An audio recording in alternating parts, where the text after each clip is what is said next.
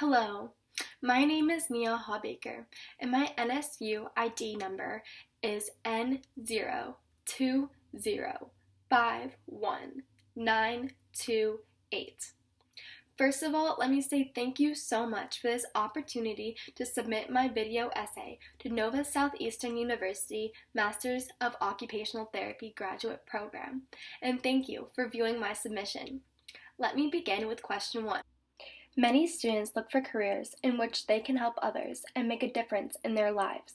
Why did you choose occupational therapy, and what do you think makes occupational therapy unique? In my adolescence, I was drawn to physical therapy due to my exposure to athletics and those minor injuries accompanying youth sports. However, I have always had an empathy for those in need of rehabilitation in order to function successfully in their everyday lives. The summer going into my junior year of college, I interned at Positive Steps Therapy and shadowed an occupational therapist. The occupational therapist and I worked together to rehabilitate a child with autism spectrum disorder. She quickly built a relationship that was empathetic and altruistic with this child that allowed a sense of safety and security. The occupational therapist performed exercises that were fun, innovative, creative, and tested the child's cognitive skills, awareness, stability, strength, and even provoked laughter that benefited the child's body and mind for the future. During this internship experience, a chord was heavily struck within me and validated my decision to pursue occupational therapy as my profession for the reasons to freely choose a particular setting I would like to work in, the chance to have autonomy within my practice, to form strong relationships with patients, and to be a part of a passionate and holistic healthcare setting. Occupational therapy is most unique because it allows freedom to work in a multitude of settings with a wide range of individualized patient needs. The diverse setting also applies to the diverse needs of the patients and parallels my personal desires of a healthcare profession. Occupational therapy uniquely rehabilitates those with many different injuries, disabilities, and mental disorders. I've chosen the occupational therapy profession because it holistically evaluates a person's needs in order to achieve their independence for a more fulfilling life. Question number 2. What led you to believe that Nova Southeastern University was the right place for your occupational therapy education? When I was applying to Nova Southeastern University Masters of Occupational Therapy graduate program, the first great quality that struck my eye was the ability for students to travel to the Cerebral Palsy School for Children. This opportunity is an important aspect for exposure to future situations in the professional field and allows the students to work with children with neuromotor disorders.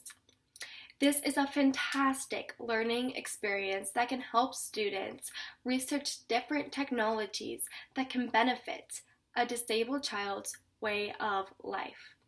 I also applaud the university's ability to hold many different healthcare professions under one building, but their specific profession is determined by the color coordination of their scrubs. This specific color coordination of their scrubs institutes a special bond between each classmate and a special bond between the members of the faculty and professors, which is something I highly value in a graduate program. This aspect also supports my belief and importance in the inclusion and diversity within a graduate program. Question 3. Talk about a time you received negative feedback. How did you respond to that feedback, and what is your reflection on that experience today? As a young competitive rhythmic gymnast, I was consistently in a high-pressure environment under the eye of my coach and team members. Receiving continuous constructive criticism and negative feedback was something I had to quickly adapt to in order to develop myself into a successful athlete. I was always listening to my coaches and ballet teachers' feedback and applying those corrections to my skills and routines to receive their validation as a rhythmic gymnast. One instance occurred after the competition season has ended, and this is a time when athletes usually move up to the next level in their athletic career. And I was anxiously waiting to move up to level 7 and learn new masteries, difficulties, and skills in my rhythmic gymnastics career. However, my coach informed me that she wanted me to remain in level 6 for another year because she felt I was not prepared enough to take on the difficulty of level 7, and I should really look at the way I am as a gymnast and just improve because I was not ready for this hard position as a rhythmic gymnast. I was devastated. I wanted so badly to move up to level 7 with the rest of my teammates. I felt behind and I wanted to argue with my coach and tell her I was good enough to move up to level 7. But instead, I decided to go with her decision. In the outcome, I realized that my coach only wanted the best for me and my team. And I realized I did have room for improvement. That year, I worked my hardest as a rhythmic gymnast and dedicated all my time to the sport. By the end of the season, I tasted my first of a series of gold medals and felt the proud satisfaction on my coach's face. When I reflect on this initial negative feedback, I view it as a huge learning experience in the end, and I realized in the sport that it was something that was really meant to happen. And I stayed in the sport for 3 more years and continued all the way to the highest level as a level 9. As a level 9 rhythmic gymnast, I earned the national medal at the championship competition at only an age of 16. As a young adult, I realize now how much this sport has shaped me into someone I am today, and it has helped me so much to mature. I can honestly say that I have a true understanding of my coach's feedback, and this experience has instilled in me the importance of hard work and the value of hard work in order to dedicate yourself to reach new goals in life. Question 4. You are just finishing a busy day working at a coffee shop when your coworker asks you to close the shop, which includes making sure everything in the register is accurate and locking up the store as she is meeting her boyfriend for dinner. You have never closed the store and you have to be somewhere after work as well. What would you do and why? For this situation, I would first ask my coworker of all the necessary duties she usually performs when closing the store up for the night.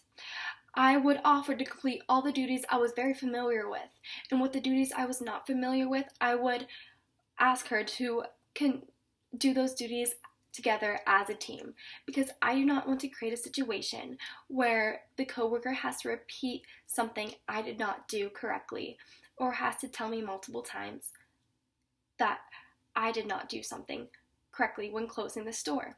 And this would create unwanted conflict with this coworker.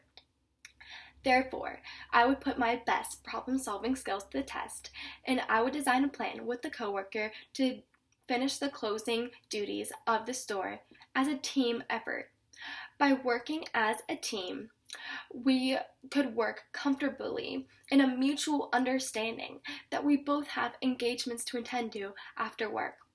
And we would complete these closing tasks in a timely manner, very comfortably and swiftly, and completing them correctly without any negative outcomes. Question 5. Please tell us something about yourself that distinguishes you as an applicant to our program. I am distinguished by my characteristics of empathy, altruism, and to creatively problem solve. Growing up, I lived with my grandparents for 9 years, and I became very close to them. My grandpa suffered from dementia, and my grandma suffered from COPD. They were a huge part of my life, and I would find things every day to help them enjoy the simple things in life. I would encourage my grandma to go on small walks around the neighborhood and have my grandpa play modified games of soccer in the backyard with me.